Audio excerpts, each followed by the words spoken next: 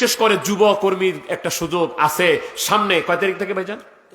13 তারিখ থেকে, 13 ডিসেম্বর থেকে 20 ডিসেম্বর পর্যন্ত 1 সপ্তাহ ব্যাপী হাজার হাজার শত শত যুবকরা একসাথে আল্লাহ রাসূলের প্রেমে কেমনে মাতোয়ারা হতে হয়, কেমনে রিয়াজত করতে হয়, কথা না বলে কেমনে থাকা যায়, 2 বেলা খায়ে কেমনে থাকা যায়, জিকিরে কেমনে থাকা যায়, মুরাকাবায় কেমনে থাকা যায়।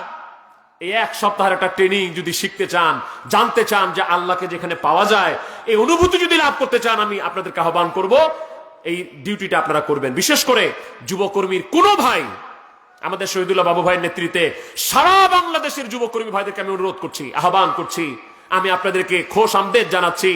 আমিও রজব পাকে অনেকবার ডিউটি করেছি। আমার বাবা আমাদের হরিপুর ঠাকুরগাঁ জেলার হরিপুর থানার কর্মী প্রধান, উনি এইবারও অনেক অসুস্থ, কিন্তু এইবারও উনি 1 সপ্তাহ ব্যাপী আমার হুজুর পাকে রজব পাকে 1 সপ্তাহ ব্যাপী ডিউটি করে গেছেন।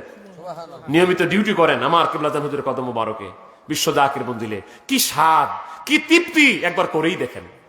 যেই দেখেন আল্লাহকে যে পাওয়া যায়, শান্তি যে দুনিয়াতে আছে, এটা আল্লাহর ওলির কদমে গেলে বোঝা যায় ভাই। সে দাওয়াতটা দিয়ে আমি আমার বাকি অসমাপ্ত আলোচনা এখানে শেষ করছি।